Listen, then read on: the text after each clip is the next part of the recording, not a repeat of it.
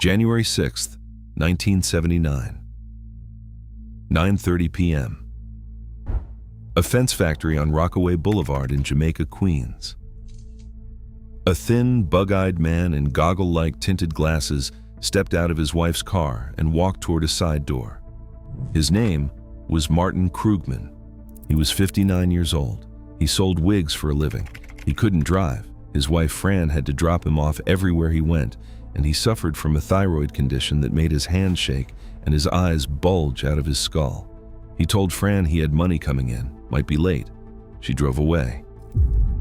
Inside that factory, Jimmy Burke and Angelo Seppi were waiting. Krugman walked through the door. They shot him, then they took him apart, arms, legs, torso. They dismembered him so thoroughly that 47 years later, not a single piece of Marty Krugman has ever been found.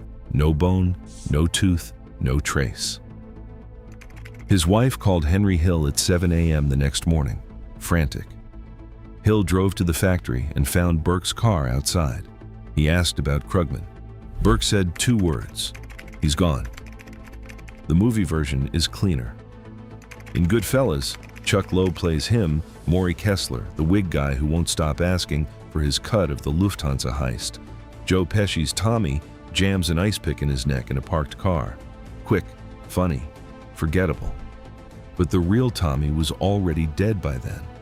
And the real death wasn't quick, wasn't funny, and was designed to make sure there was nothing left to forget.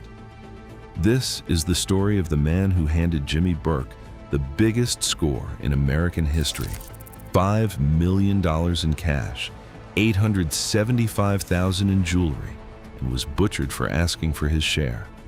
From a wig shop in Ridgewood to a shallow grave that nobody has ever found. If you've seen Goodfellas, you know this guy. Chuck Lowe played him. Maury Kessler, the wig salesman who wouldn't shut up about his money. Tommy DeVito, played by Joe Pesci, jams an ice pick into the back of Maury's neck in a parked car, and that's the end of him. Quick, clean, almost funny. But here's what Goodfellas never told you.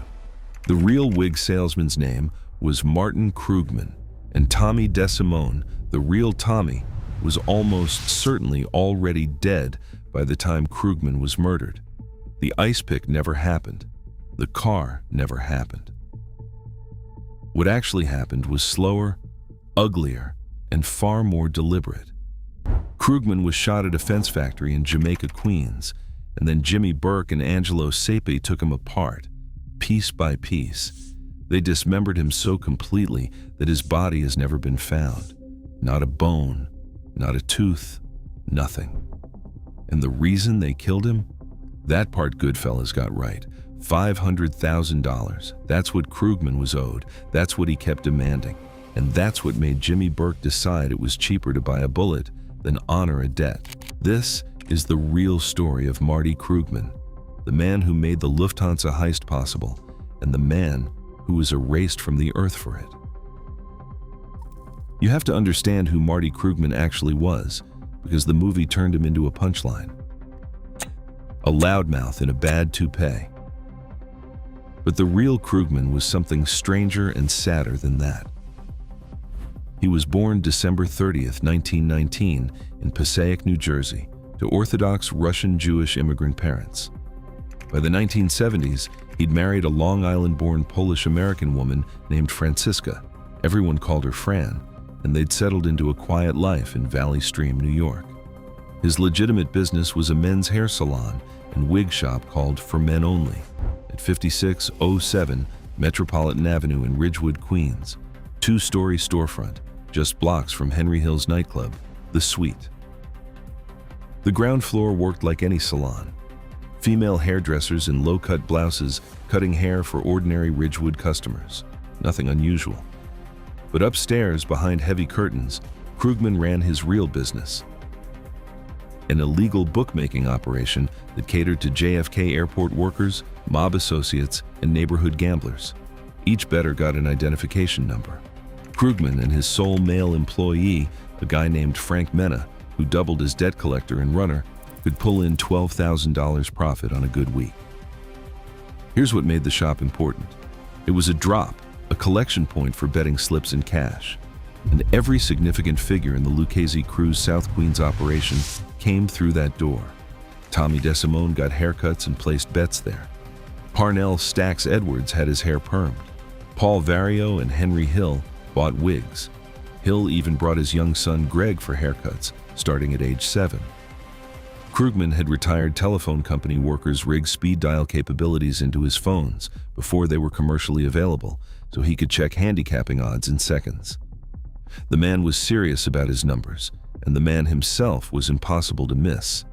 Thin, slightly built, prematurely aged, Krugman suffered from hyperthyroidism, Graves' disease, which gave him bulging, protruding eyes that earned him the childhood nickname Bug Eyes. He wore goggle-like tinted glasses to hide the condition. The disease made him chronically nervous, agitated, short of breath. He could not drive. Fran chauffeured him everywhere, but despite all of that, Krugman was energetic, animated, and fatally persistent. He loved the criminal life. He loved sitting at Robert's Lounge, listening to war stories.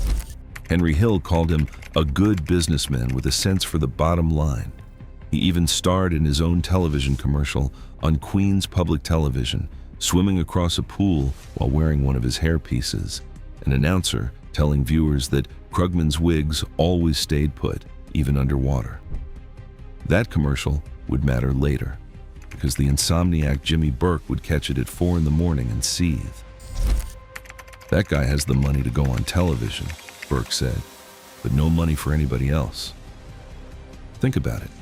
A man who couldn't drive, a man whose eyes bulged out of his skull, a man who ran a wig shop over a bookmaking parlor. This was not a gangster, but he was about to hand Jimmy Burke the biggest score of his life, and that single act of usefulness would be the thing that killed him. The chain of events started with a gambling debt.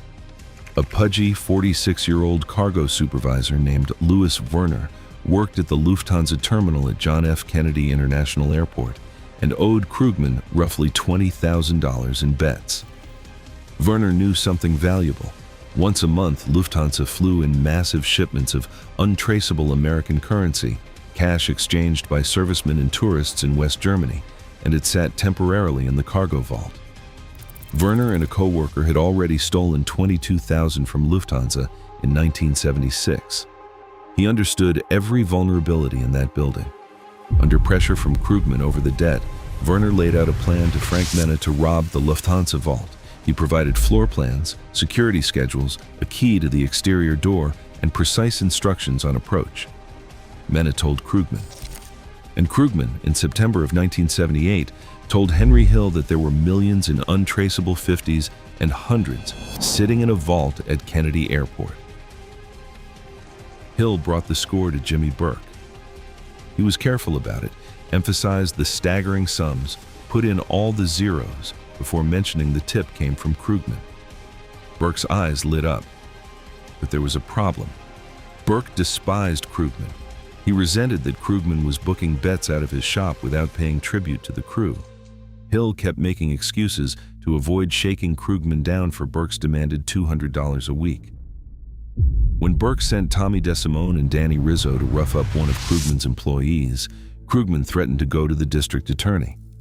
That response cemented something permanent in Jimmy Burke's mind. He didn't forget it. But the score was too big to pass up. On December 11, 1978, at approximately 3 a.m., 6 masked gunmen stormed Building 261 at the Lufthansa cargo terminal. Tommy DeSimone, Angelo Sepe, Louis Roast Beef Cafora, Joe Buddha Monri, Paolo Lacastri, Robert Frenchy McMahon. Over 64 minutes, they subdued 9 employees, forced the night manager to open the vault, and loaded 72 15-pound cartons of cash and jewelry into a black Ford Econoline van. The take, $5 million in cash and $875,000 in jewelry, roughly $29 million in today's money, the largest cash robbery in American history at the time. Marty Krugman expected a $500,000 share. He was the tipster. Without him, the score never happens. But Jimmy Burke had already done different math. As Hill later explained it, no way Jimmy was going to deny himself $500,000 because of Marty Krugman. Shortly before Christmas, Burke handed Krugman $50,000, a fraction. Krugman turned $40,000 of it over to Louis Werner, who was hounding him for his own cut. That left Krugman with $10,000 from a $6 million robbery. It was the only payment he would ever receive, and it wasn't close to enough to stop him from asking for the rest. That asking is what killed him. Burke wanted Krugman dead almost immediately after the heist. Within days, he told Hill to phone Krugman, lure him to the Riviera Motor Inn on Atlantic Avenue in Jamaica under the pretense of meeting prostitutes. Once Krugman showed up, Tommy DeSimone and Angelo Seppi would handle it in the parking lot. Hill pushed back. He was close to both Krugman and Fran. On the drive to the 40 Yards Tavern, where Krugman was supposed to be intercepted, Hill argued that killing Marty was bread off their table because the bookmaking operation still made money, and that Fran would cause light to shine on Burke and his crew if her husband disappeared. Burke relented. That night, the three of them drank together until Fran came to pick up her husband. Krugman had no idea he'd been hours from death. But a reprieve is not a pardon, and Krugman didn't stop. He kept pushing Burke for $500,000, louder, more insistent. Worse, he started asking questions about people who were disappearing. Stax Edwards, murdered December 18th. Tommy DeSimone, gone by mid-January. Krugman noticed, and he talked about noticing. To a man like Jimmy Burke, a question was as dangerous as a confession. After Robert's Lounge became too hot from FBI surveillance, Burke's crew shifted operations to a nightclub on Rockaway Boulevard in Jamaica, owned by Bonanno family Capo Vincent Asaro. The nightclub sat adjacent to Asaro's fence contracting company. Sometime between January 4th to 6th, 1979, sources vary, Krugman was lured to Asaro's place. He'd called Fran at 9:30 that night to say he had money coming in. He might be late. It was the last time she heard his voice. According to Henry Hill's testimony, Jimmy Burke and Angelo Seppi killed Krugman at the fence factory. They shot him, and then they dismembered his body. Hill's son Greg later overheard his father telling Karen that they had chopped him up into 1,000,000 pieces. The remains were disposed of at the factory, a location that still operates today as a fencing supply business at 14,550 Rockaway Boulevard. Some accounts suggest the remains were buried under the bocce court behind Robert's Lounge, alongside the body of Burke's murdered mentor, Dominic Remo Cersani. But nothing was ever confirmed. The body was never recovered. The next morning, Fran called Henry Hill at 7 a.m., frantic. Marty didn't come home. Hill drove to Asaro's place and found Burke's car parked outside. When he mentioned Fran's concern, Burke said 2 words: "He's gone." That was it. No explanation, no anger, no regret. He's gone. Burke told Hill to take Karen and go tell Fran that Marty was with a mistress, sell her a story, buy some time. But Fran didn't buy it. She started telling people she knew all about the Lufthansa heist. It took 7 years, but in 1986, Krugman was declared legally dead. Fran collected $135,000 in life insurance and sold the wig shop. And Krugman's murder was not an isolated event. It was one link in a chain of killings that wiped out nearly everyone connected to the Lufthansa score. Burke didn't kill out of rage. He killed out of arithmetic. As Hill put it, rather than give everyone $400,000 or $500,000 apiece, it was easier to put a quarter bullet in their head.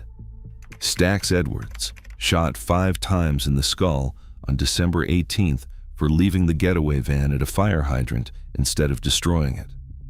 Tommy DeSimone, executed by the Gambino family in retaliation for the unauthorized murder of maidman Billy Batts and Gambino associate Foxy Girauthi. His body, like Krugman's, was never found. Richard Ritchie Eaton, found hogtied and frozen in a refrigerated meat truck in Brooklyn after swindling Burke in a cocaine deal.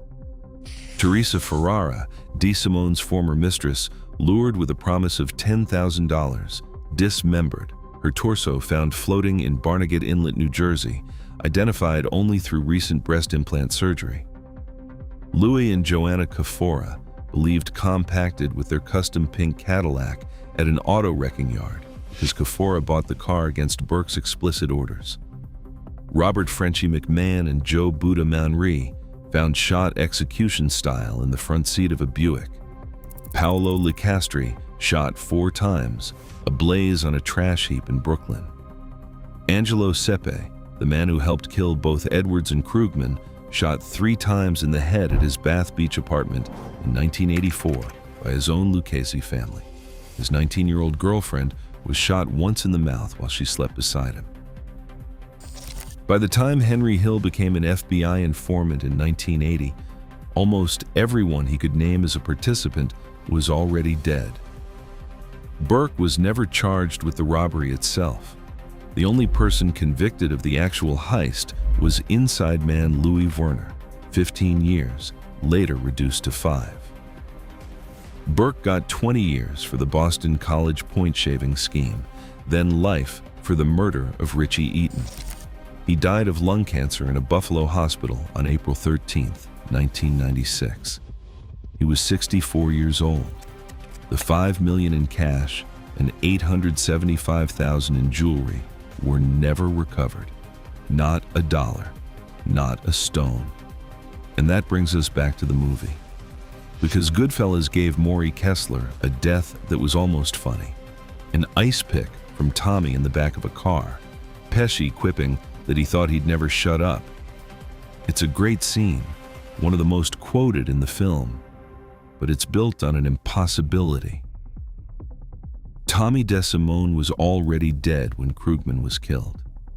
The Gambinos had executed him, lured with a false promise that he was about to be made, then murdered in retaliation for Billy Batts. The real Tommy never touched Krugman. The ice pick never existed.